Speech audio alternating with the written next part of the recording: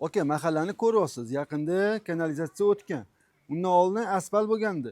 Kanalizatsiya o'tkazishgandan keyin polni yana asfalt qilib qo'yib qo'yishadi. Kelgan joyimizni Qumariq, Sergeli tumanida joylashgan. Sizlarga bugun ko'rsatgan xonadonimizni Uglovoyda, ya'ni burchakda joylashgan bo'lib, yer hisobida sotuvga chiqqan. Kelinglar, men sizlarga tanishtirib o'taman. Bu yerdan eshik darvoza ochsangiz ham bo'ladi. Bu xonadonimizni ikkiga bo'lib, bemalol ikkita kottej yoki uchta kottej tushirsanglar bo'ladi. Bu yoq tarafimizda 3 ta xonamiz bor ekan. Bu yoq tarafimizda yana 3 ta xona bor ekan.